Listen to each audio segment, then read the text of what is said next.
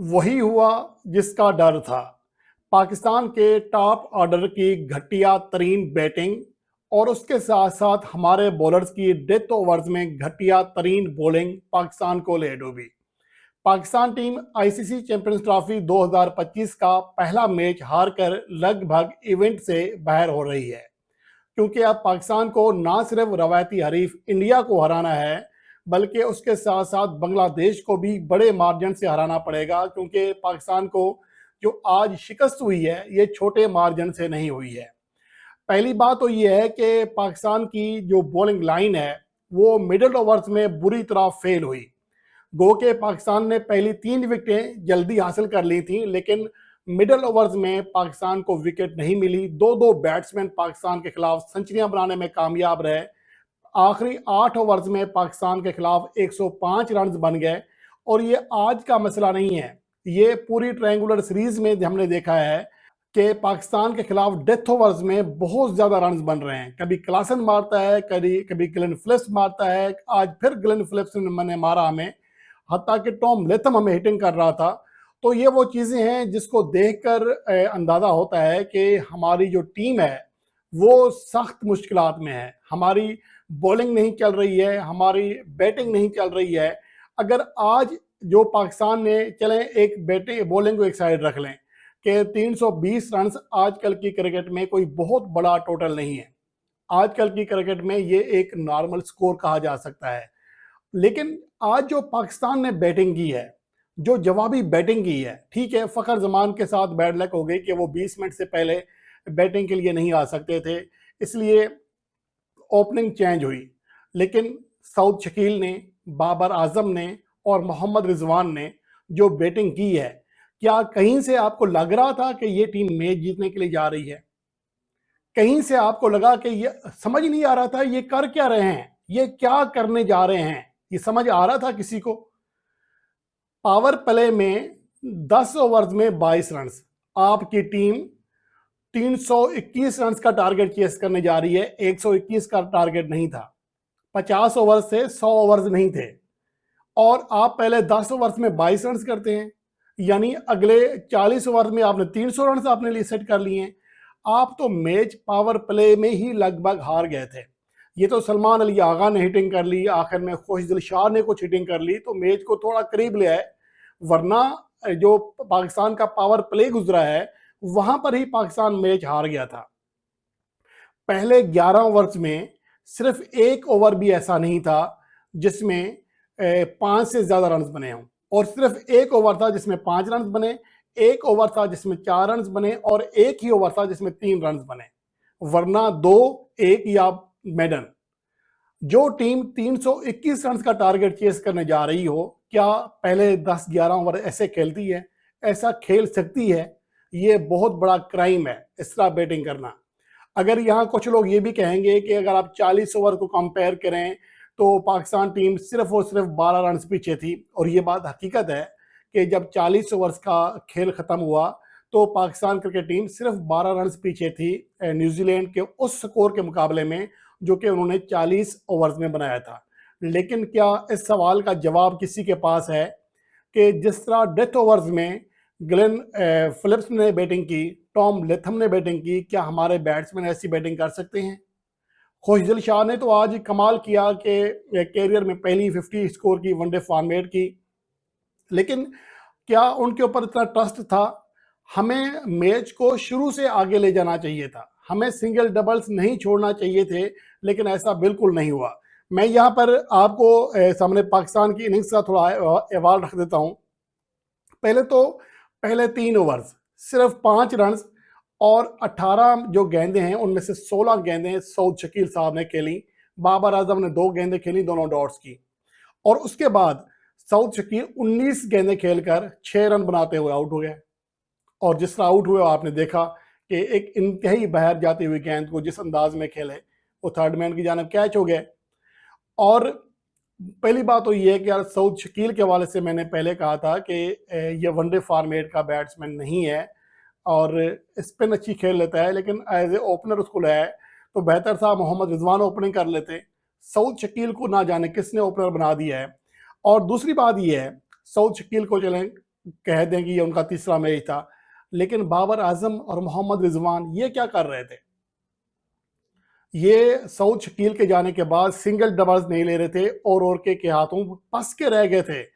Will और ने ऐसा हाल कर दिया था, इनसे रन्स नहीं बन रहे थे।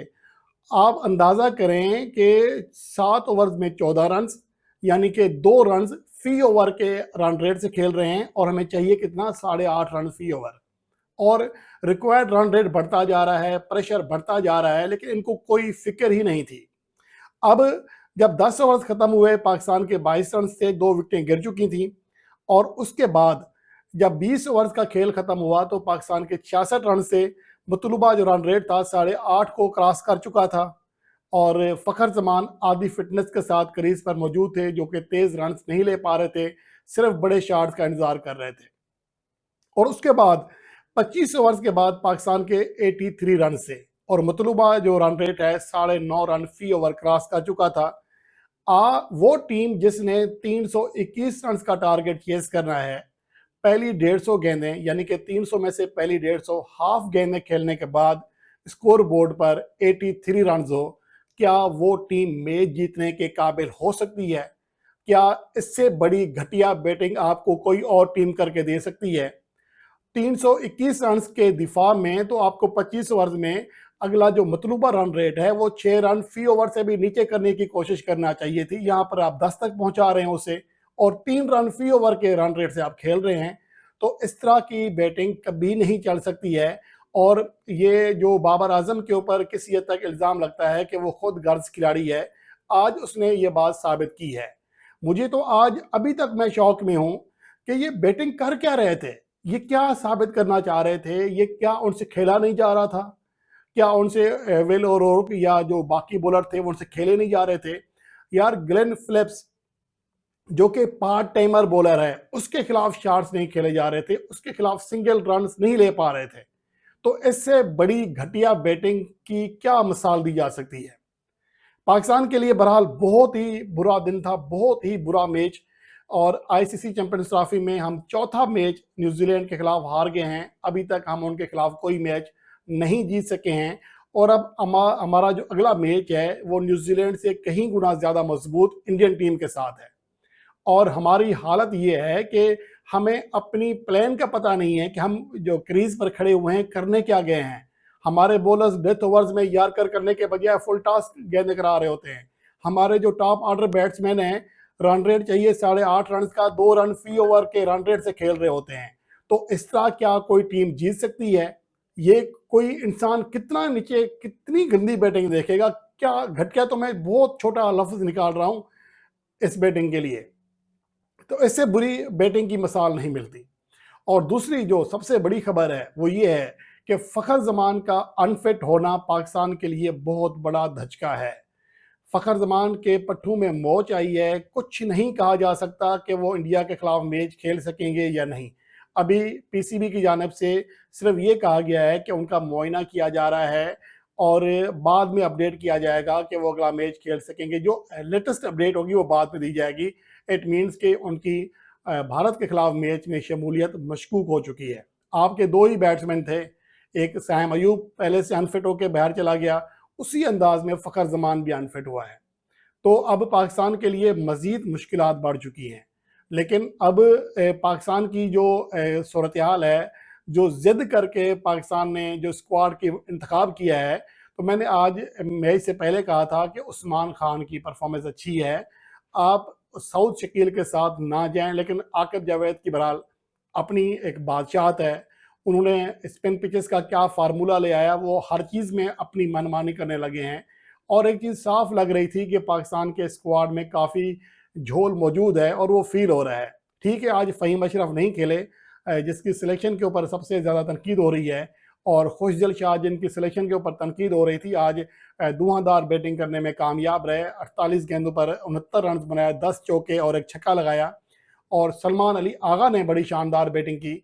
अगर ये दोनों क्रीज पर ज़्यादा देर खड़े हो जाते तो शायद मैच को और करीब लेके जा सकते थे, और पाकिस्तान का जो नेट रन रेट है वो ज़्यादा ख़राब होने के बजाय कम ख़राब होता।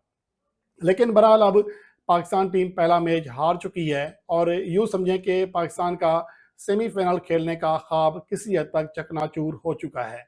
और इस टीम से अब तवक्को भी क्या की जा सकती है कि 321 रन का टारगेट चेस करने जा रही हो और 25 ओवर्स में 100 रन भी पूरे ना कर सके, 83 रन पर 3 विकेटें गंवा दे और इस बैटिंग पर भी दांत निकाल रहे हों, तो इससे बड़ी घटिया बैटिंग की मिसाल नहीं दी जा सकती। बड़ी अफसोस की बात है कि पाकिस्तान ने आज जिस अंदाज में मैच हारा है, मैच में हार जीत होती रहती है, लेकिन जिस तरह हमारे टॉप ऑर्डर ने बैटिंग की है, वो एक तरह से बुज़दिली की मिसाल है, एक तरह से अपनी नाअहली की मिसाल दी है कि हम कीवी बॉलर के खिलाफ कुछ नहीं कर सकते, हमारे पास जवाब नहीं है। और न्यूजीलैंड के बॉलर्स ने जिस लाइन और लेंथ से पाकिस्तान के बॉलर्स को बांधा है, उससे पाकिस्तान के बॉलर्स के मुंह पर भी एक तमाचा मारा है कि इसी पिच पर जहां पर सेकंड बैटिंग किसी हद तक आसान हो चुकी थी, उनके खिलाफ 2 रन फी ओवर भी रन नहीं बन रहे थे, जहां पर पाकिस्तान के बॉलर 13-13 रन फी ओवर दे रहे थे। तो ये पाकिस्तान के लिए बहरहाल आज का जो मैच है, इंतहाई ज़्यादा मायूस कुन अंदाज में ख़त्म हो चुका है।